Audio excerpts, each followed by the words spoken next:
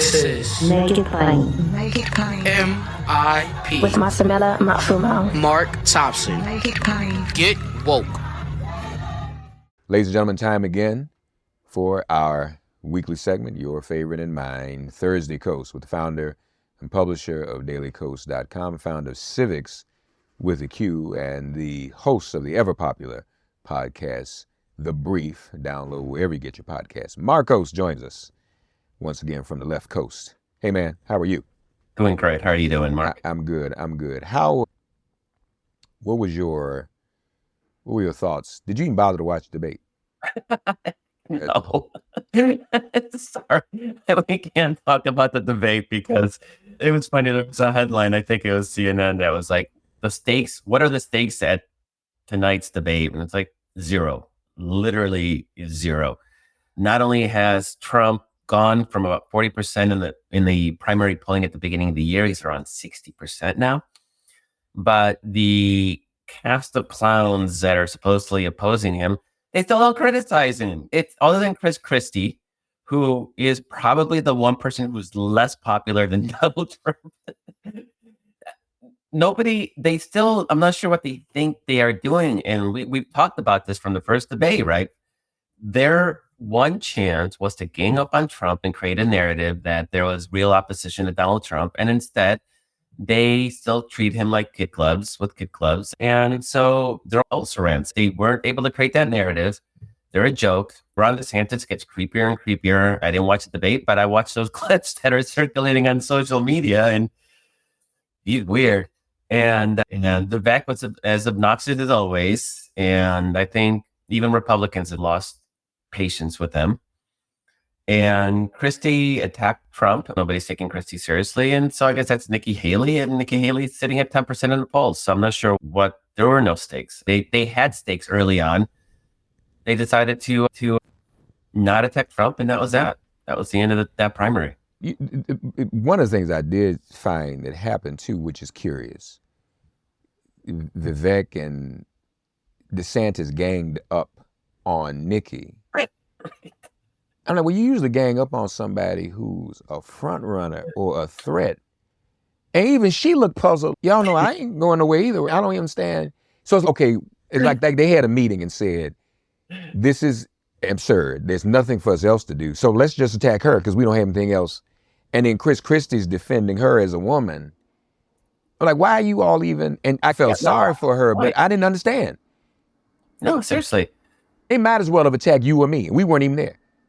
Marcos Malicious and Mark Thompson are no good. It was as relevant. If they don't attack the actual front runner, like, why?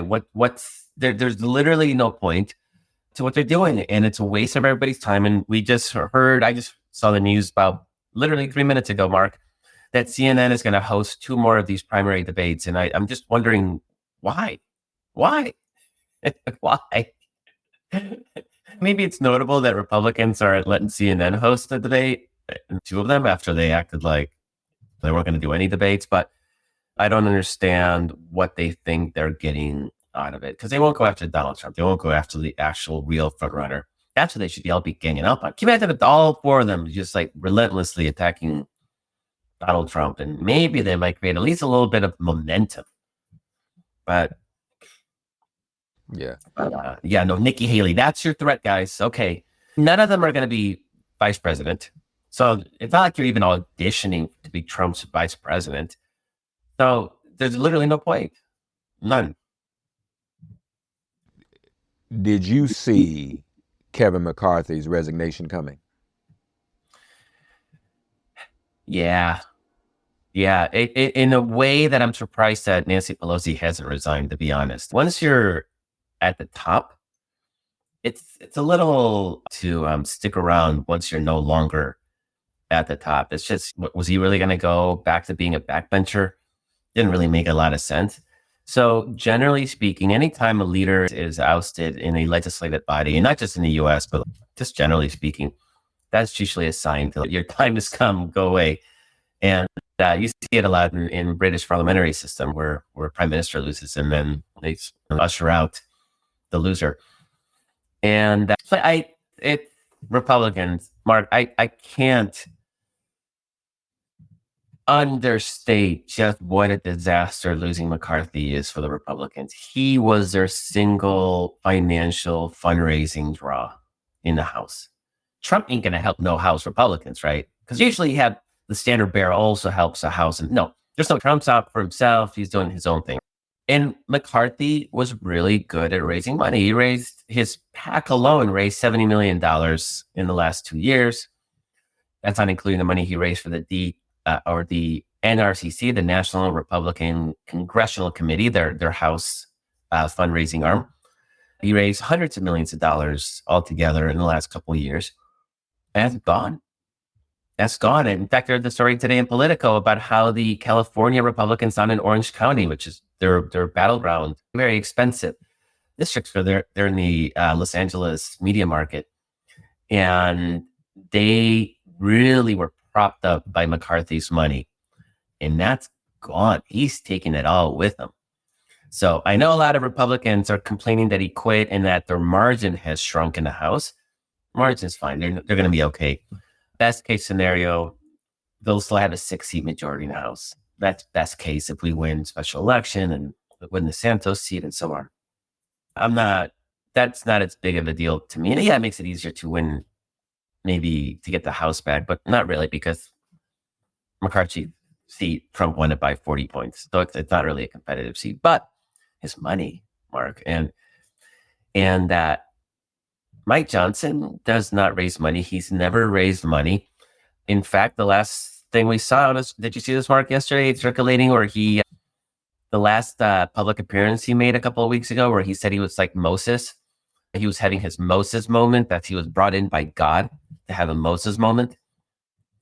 So he thinks he's going to, I don't know, pray his way to retaining the majority. I don't know what he's doing, but he sure as heck isn't raising money. And already the Democratic House committee is dramatically outpacing fundraising the Republican one, and that was even before McCarthy got ousted. So they're going to be in a world of hurt financially.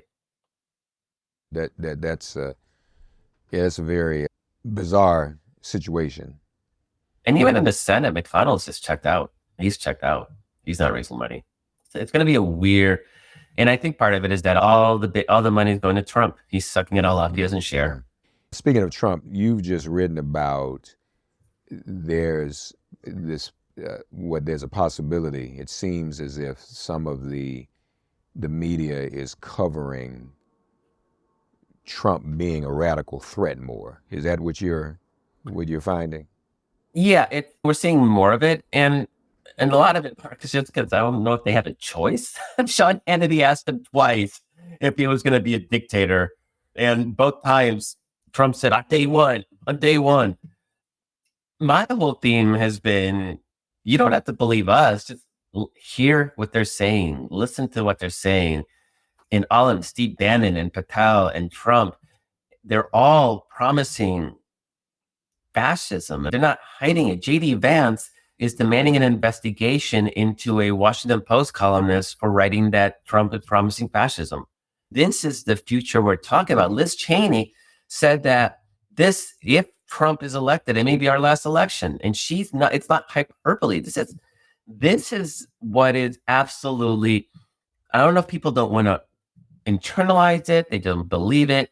There's this weird phenomenon, Mark, I think we talked about it a week or two ago, where people still don't think it's going to be Trump versus Biden. It's just people haven't internalized the reality of what the matchup is going to be.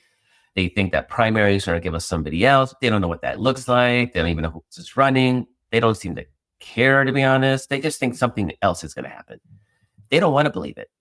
It's willful. It's just a willful rejection of reality, because they don't like that reality. But it is what it is. It's going to be Trump versus Biden. And Trump at this point, he's not pretending anymore. He's literally saying he's gonna come in, and he's promising retribution, and he's promising to be a dictator. Literally promising. Hannity asked him twice.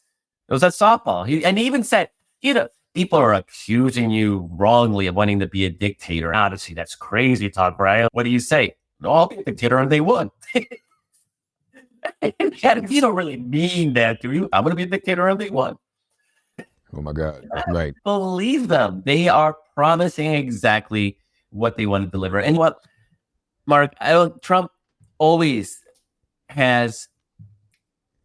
he's always worshipped strongmen. Vladimir Putin. He talked about Tiananmen Square, how China almost lost itself because they didn't crack down tough enough. He loves strongmen. That's his mode of thinking. And Right. when he won in 2016, I don't think anybody expected him to win, including him. And so he wasn't prepared. Like, he's prepared now. They are ready to implement fascism. So it seems like cliche and trite and the boy who cried wolf, and I hate it, but this is the most important election in our lifetime again. And it will be until we defeat Donald Trump and the MAGA movement, because they are literal fascism. We need to go back to heating on Liz Cheney instead of appreciating her. I feel weird, Mark. I don't like it. And let's argue over if billionaires should pay more taxes. But let's keep democracy off the table. Let's just assume. I don't think an American presidential candidate has ever been asked if they're going to be a dictator. Like, it was just never even on the mind of anybody. It was just, we understood a basic truth that we respected our democracy and the democratic ideals. And remember, I miss when Republicans walked around with their pocket constitutions. Right. They were hypocritical, and they always acted like there's one amendment that mattered, the Second Amendment, and nothing else really mattered. But at least they pretended to have allegiance to the Constitution. They don't even pretend. When's the last time you saw one of them wave a pocket Constitution? They've given up. They're not even pretending anymore. Yeah. I think you just coined a new phrase. They're coming fascist ready. Ready-made fascist. It's not a dress rehearsal anymore. The Heritage Foundation literally has a plan that it's on to take over the elimination of ideological foes in the federal bureaucracy. Basically, fire everybody and hire Trumpists, MAGAists to run all the agencies, because they want a complete and total control, ideological control of the government in ways that are not allowed to by law, and they don't care. And does the Supreme Court, and the Supreme Court doesn't support them? Yeah, do they care? But Mark, say the Supreme Court says you can't do that. What's stopping Trump from saying, you and what army? Literally nothing. The Supreme Court has no power other than the respect of the institution. And that's eroding as well. No, you're right. What's your take on Hunter Biden and what's going on with him? There is a poll by the Associated Press about a month ago, 3 weeks ago, that found that 60% of Republicans thought that Hunter Biden had done something illegal or unethical, and it was 30% of Democrats thought that too. Of course, he did something illegal, like he lied on the gun application, big freaking deal. But they're trying to do to Biden through Hunter what they did to Hillary Clinton, right? It's just to allege and make up these crazy allegations. So we saw, was it this week? It was earlier this week, right? When Comer announced that they had found direct payments, that Joe Biden was on the payroll of the CCCP, Chinese Communist Party. And it was Biden lent Hunter some money to buy a truck, and Hunter Biden paid him back. And it was, what, $4,000 total? But Comer knows that the headline's going to be direct payment, CCTP, and nobody's going to see the follow-up, which is like how full of crap they are. So now you got the big battle where they're trying to subpoena Hunter to come testify, but they want it in secret. And Hunter very smartly has said, "No, I'll come and testify anytime you want, but it's got to be in public."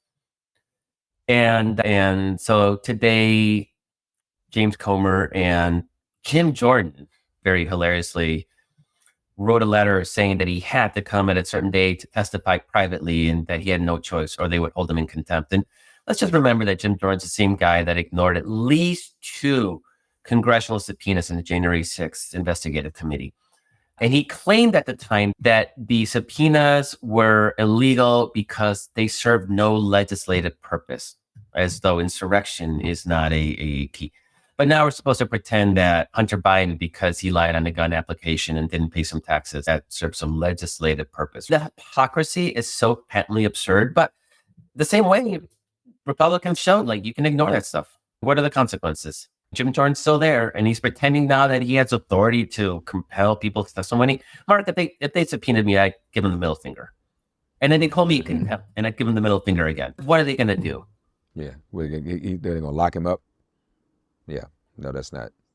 No, yeah. Okay, if I walk into Congress, a sergeant at arms can maybe arrest me. I think I just wouldn't walk into Congress. All the Republicans were in charge. Problem solved. It's so ridiculous. It's just they got nothing else that they're trying so desperately hard to make this a thing.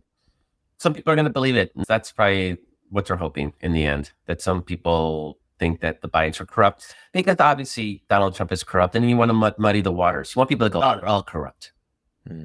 Because if you had Donald Trump was the most corrupt American possible, and Joe Biden, who is shockingly squeaky clean for somebody who's been in public office as long as he has, you need to muddy that water. You don't want that. You don't want that contrast of the other Republicans. Lastly, you shared a poll with me. We're always looking at these polls and what they mean. And this was, I believe, a Harvard poll, and it polled young people. And the narrative now is that young people don't want to vote. Young people are not interested. This told us something a little bit different. Yeah, Mark, this is not just a poll. This is the poll. This is the most influential poll of youth. And it's an annual poll. So it's only done once a year. And it's a lot of freaking people. It's thousands. And they found that the young people are just as motivated to vote this time as they were in 2020. And that Democrats were much more likely to vote than young Republicans or independents. And so there's, and I think that, what was the numbers? It was 57-33 Biden over Trump. So we're talking a 24-point majority, which is actually where it landed in 2020. So I know there's a lot of, if you see any poll that says that Biden is only winning youth vote by single digits, just like, Mark, you know this, if you see a poll, and we've seen them where Biden is only beating Trump by single digits over with black voters. Like we automatically, we know, okay, that just ain't going to happen. And this is about it. It's clear. And the thing is, again, Mark, we talk about both polls. We've seen that in elections. We've seen that. We saw that last year with the youth turnout and the way that youth vote turned out, how they voted heavily Democratic. So people get freaked out over this poll or that poll. The reality is that the political climate hasn't changed much from 2020, and we're fighting the exact same battle we did then. It's the same states, with the same demographics, with the same coalition, and there are always people that are upset about this issue or that issue, and that happens in every single election. If you remember, Mark, in 2010, it was because Obama didn't support the public option in the Affordable Care Act. And then people stayed home because he didn't support the public option. There's always these issues that sort of tangentially relate to certain people, but the macro trend, it's the same. It's 2020 all over again. And I don't want it. You don't want it. We don't want it. But that's the battle we're fighting. Yeah, absolutely. Thursday Coast, Marcos, as always, we thank you. Go to dailycoast.com, follow The Brief, download wherever you get your podcasts. Thank you, buddy. Appreciate you. Yeah, thanks so much. Have a great week. All right, you too. Thanks for getting woke and listening to Make It Plain. As always, perform an act of kindness on behalf of an elder or young person. Write a letter to a sister or brother who just so happens to find her or himself incarcerated. Offer libations to the ancestors upon whose sturdy shoulders we all now stand. And above all, give thanks to the God of your understanding by whatever name you call her and him. All God asks of us is that we give each other love. Thanks for giving MIP love. And please remember to subscribe and give us a 5-star rating. If all hearts and minds are clear, it has been made plain.